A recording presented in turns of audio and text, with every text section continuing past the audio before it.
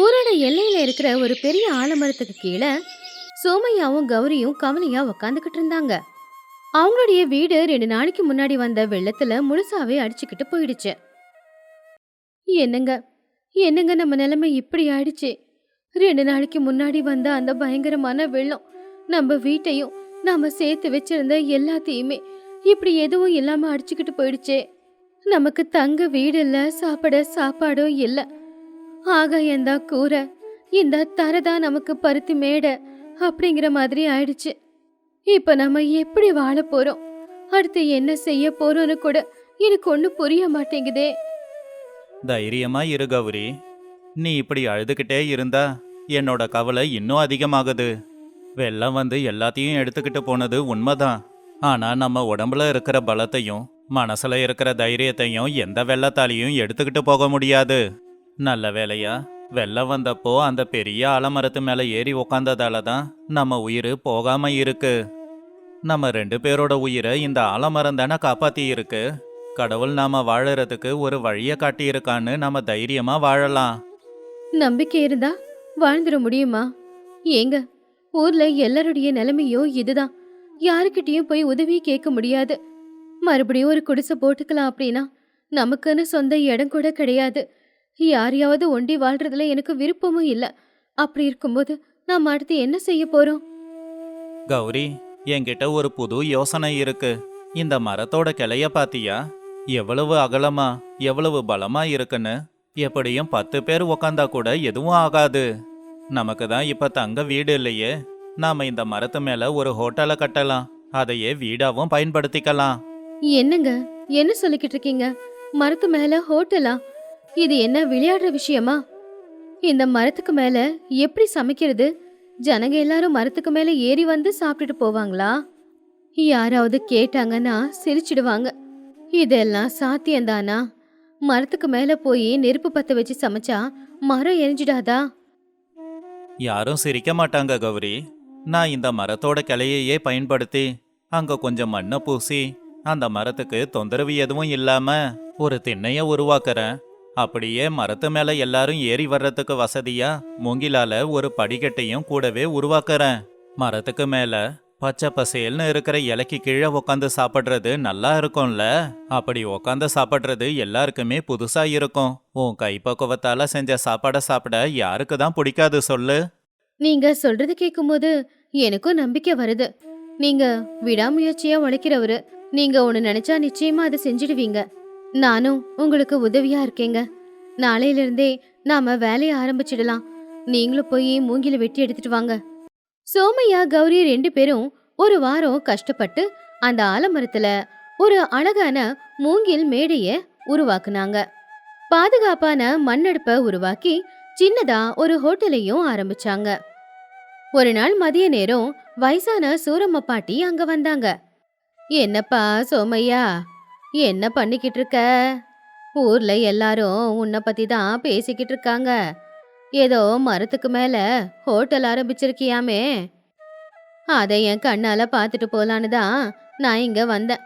ரொம்ப அழகா கட்டியிருக்க. படிக்கட்டும் நல்ல வசதியா தான் இருக்கு. வயசான நானே மரத்தை ஏறி வந்திருக்கேனா பாத்துக்கோயேன். நீ ரொம்ப புத்திசாலிடா. வாங்கம்மா வாங்க. இந்த படிக்கட்டுல பாத்து ஏறுங்க. இதோ இந்த நாற்காலியில வந்து உக்காருங்க. உங்க ஆசீர்வாதம் இருந்தாலே நான் நல்லா இருப்பேன். என் பொண்டாட்டி சுட சுட சோள ரொட்டியையும் துவையலையும் செஞ்சிருக்கா. போட சொல்லவா? சீக்கிரம் போய் எடுத்துட்டு வாப்பா. ரொம்ப பசி எடுக்குது. இங்க நல்ல சில்லுன்னு காத்து வீசுது. மரத்துக்கு கீழே அனலா இருக்கு. ஆனா மரத்துக்கு மேல இந்த நிழல்ல உட்காந்து சாப்பிடுறதுக்கு நான் கொடுத்து வச்சிருக்கணும். இங்க உக்காந்துக்கிட்டு இருந்தாலே மனசுக்கு ரொம்ப அமைதியா இருக்கு. கௌரி வாழை இலையில சாப்பாடு பரிமாறி, சாப்பிடுங்கம்மா, உங்களுக்கு பிடிக்கும்னு சொல்லி நான் சோள ரொட்டியை கொண்டு வந்திருக்கேன். தடவையே நீங்க தான் வந்து சாப்பிடுறீங்க. அப்ப எங்க வியாபாரம் நிச்சயமா ஜெயிச்சிடும். உங்களுக்கு பிடிச்ச மிளகா தொக்கையும் செஞ்சு கொண்டு வந்து வச்சிருக்கேன். குடிக்க மோரும் இருக்கு, குடிங்க. அடடே கௌரி, உன் கைப்பக்குவம் இந்த ஊர்ல யாருக்கும் வராது. நல்லா சில்லுன்னு இருக்கிற இந்த இடத்துல அழகா மரத்துக்கு மேல உக்காந்துக்கிட்டு நீ சமைச்சு கொடுக்குற இந்த சாப்பாடை சாப்பிடும்போது நான் உண்மையிலேயே பூலோகத்துல தான் இருக்கேனா இல்ல தேவலோகத்துல இருக்கேனான்னு சந்தேகம் வருது. நீங்க எப்பவுமே நல்லா இருப்பீங்க. அது போதும்மா. நீங்க ஆரம்பிச்சிருக்கிற இந்த ஹோட்டலு ரொம்ப நல்லபடியா நடக்க போகுது பாரு. இந்த ஊர்லயே நீங்க பணக்காரங்களா ஆக போறீங்க. ரொம்ப சந்தோஷம் அத்தை. நாங்க 2 பேரும் ஏழையா இருந்தாலும் சாப்பாட்டுல எந்த ஒரு கலப்படமும் செய்யாம நேர்மையா உணவு கொடுக்கறோம். செலவெல்லாம் போக எங்க கஷ்டத்துக்கேத்த லாபம் கிடைச்சா போதும். நாங்க அதிகமா எதுக்கும் ஆசைப்படுறதில்ல. இப்படியே நாட்களும் போச்சு. சோமையா மரத்துக்கு மேல நடத்துற ஹோட்டலை பத்தி எல்லா ஊருக்கும் தெரிய வந்துச்சு. மரத்துக்கு மேல சில்லுன்னு காத்து வீசுறதும் கௌரியோட கைப்பக்குவமும் தெரிஞ்சு எல்லாருமே அங்க வந்தாங்க. ஆனா இது ஊருக்கு நடுவுல பெரிய ஹோட்டலை நடத்திக்கிட்டு இருந்த ஜமீன்தார் பூபதிக்கு சுத்தமா பிடிக்கல. ஒரு நாள் ராத்திரி பூபதி அவனுடைய வீட்டுல அவன் பொண்டாட்டி லக்ஷ்மி கிட்ட பேசிக்கிட்டு இருந்தான். பாத்தியா லக்ஷ்மி, நான் சரியா தூங்கி 10 நாள் ஆகுது. முன்னாடி எல்லாம் நம்ம ஹோட்டலுக்கு நிறைய பேர் வருவாங்க. என்னோட கல்லா பெட்டி எப்பவுமே நிரம்பி வழியும். ஆனா இந்த சோமையா மரத்துக்கு மேல ஒரு சின்னதா ஹோட்டலை கட்டி இப்ப எல்லாம் அவன் ஹோட்டலுக்கு தான் சாப்பிட போறாங்க. திடீர்னு இவன் எப்படி முளைச்சி வந்தானே தெரியல. நானும் தான் கேள்விப்பட்டேங்க. நேத்து கோயிலுக்கு போனப்போ அங்க 4 பொம்பளைங்க பேசிக்கிட்டு இருந்தாங்க. அந்த சோமையாவோட பொண்டாட்டி கௌரி இருக்காளே, அவ ரொம்ப நல்ல சுவையா சமைக்கிறாளாமா. அது மட்டும் இல்லாம அவங்க ஹோட்டல்ல சாப்பாட்டோட விலை கம்மியாமே, அதனால எல்லாரும் அங்க போறாங்க. நம்ம ஹோட்டல்ல சாப்பாடு நல்லா இருந்தாலும் விலை அதிகம் அப்படின்னு பேசிக்கிறாங்க. இதுக்கு நீங்க தான் ஏதாவது செஞ்சாகணும். எனக்கு ரொம்ப அவமானமா இருக்கு லக்ஷ்மி. அந்த சோமையா யாரு? அவனுக்குன்னு சொந்தமா நம்ம ஊர்ல ஒரு இடம் கூட கிடையாது. வெள்ளத்துல எல்லாத்தையும் இழந்துட்டு அனாதையா நின்ன பையன் இன்னைக்கு எனக்கு போட்டியா ஹோட்டல் ஆரம்பிச்சு என் ஹோட்டலையே மூட வைக்க பாக்கறான்னா அதை பார்த்துக்கிட்டு நான் சும்மா இருப்பேனா? கூடிய சீக்கிரம் அவன் ஹோட்டலை மூட வைக்க போறான் பாரு. ஆமாங்க, அவன் பெரிய ஆள் ஆயிட்டானா நாளைக்கு ஊருக்குள்ள நம்மள யாரும் மதிக்க மாட்டாங்க. அவனோட ஹோட்டலு நடக்கவே கூடாது. யாருக்காவது காசு கொடுத்து அவனுடைய ஹோட்டலை இடிச்சு தள்ள சொல்லுங்க. அதுதான் நல்லது. அப்ப ஜனங்க மறுபடியும் நம்ம ஹோட்டலுக்கே வருவாங்க. அவனுக்கும் வேற வழி இல்லாம அவன் ஊரை விட்டே ஓடிடுவான். அதுக்கப்புறம் இந்த ஊர்ல நம்ம ராஜ்யம்தான். யாருக்கிட்டேயோ இந்த வேலையை எதுக்கு ஒப்படைக்கணும்? அதான் நானே இருக்கனே. இன்னைக்கு ராத்திரி அவன் தூங்கினதுக்கு அப்புறமா அவன் ஹோட்டலுக்கு போய் அவன் கட்டின படிக்கட்டு போட்டு இருக்கிற மேடை எல்லாத்தையும் கோடாலியால உடைச்சிட்டு வரேன். காலையில அவன் எழுந்து பார்க்கும்போது அவன் ஹோட்டலு தரையில கிடக்கும். அப்ப அவனோட முகத்தை பார்க்கணும். சரி சரி, நான் கிளம்புறேன், நீ கதவை சாத்திட்டு படுத்துக்கோ. அன்னைக்கு ராத்திரி நேரம் ஊர்ல எல்லாரும் தூங்குனதுக்கு அப்புறமா பூபதி கையில ஒரு கோடாலி எடுத்துக்கிட்டு சோமையாவோட ஹோட்டலுக்கு போனான்.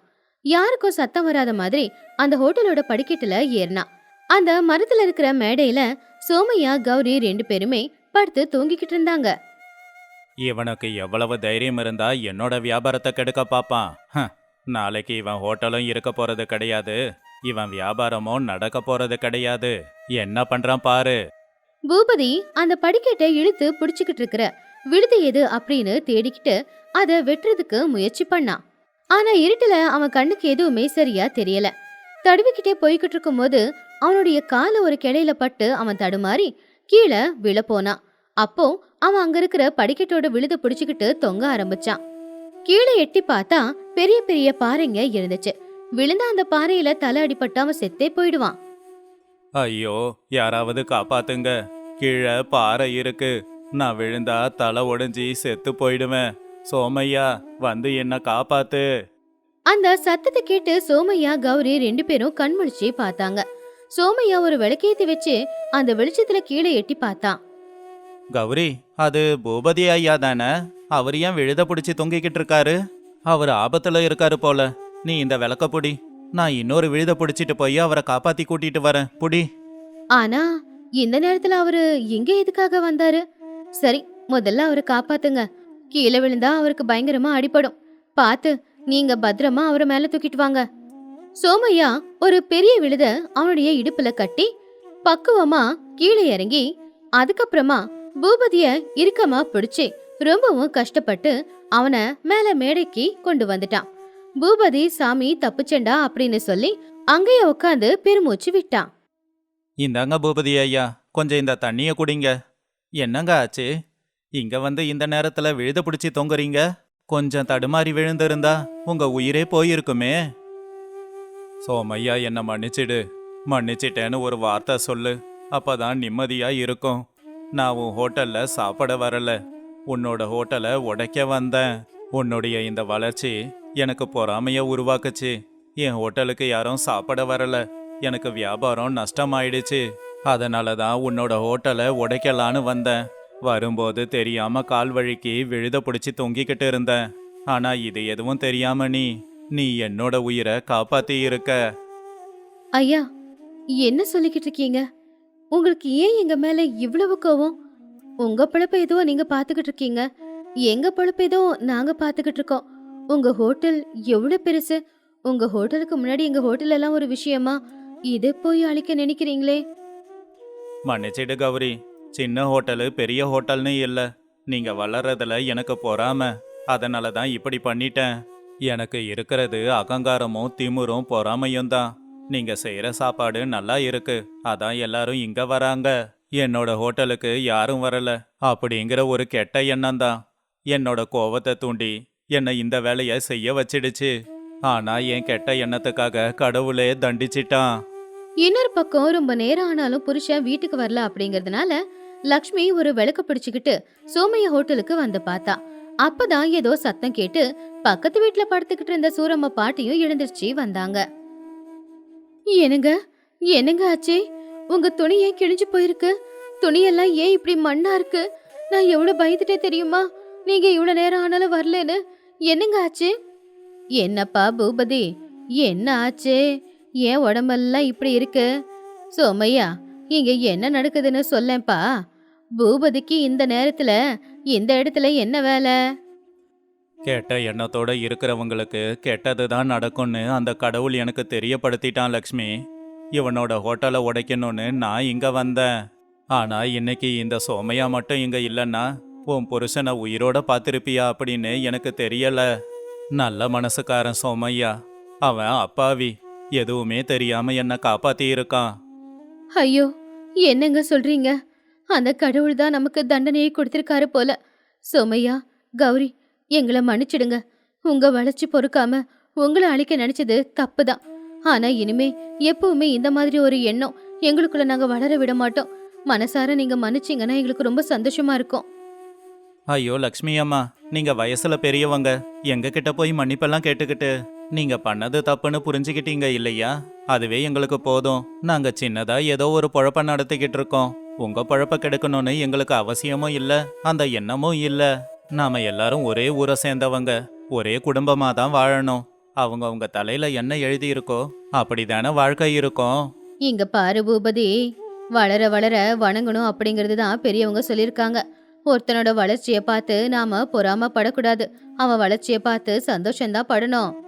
மத்தவங்க வளர்ச்சியை பார்த்து நாம பொறாமப்பட்டோம்னா அது நம்ம அழிவுக்கான ஒரு காரணமா இருக்கும். நம்ம வாழ்க்கைய நாமளே அழிச்சுக்க கூடாது.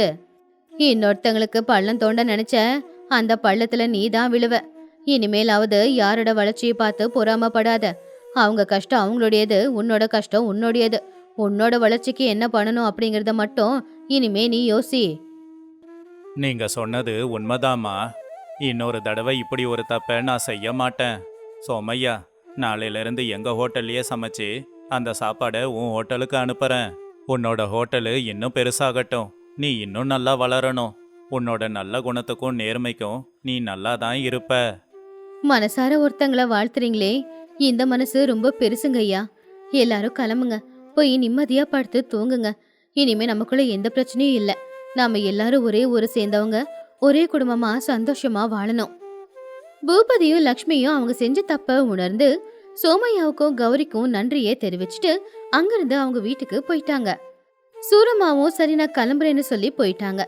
அப்படி அந்த மரத்துக்கு மேல இருக்கிற சின்ன ஹோட்டல் சோமையா கௌரி அப்படிங்கிற தம்பதிகளோட நேர்மைக்கு தலைவணங்கி அவங்களுக்கு ஒரு புது வாழ்க்கைய கொடுத்துச்சு.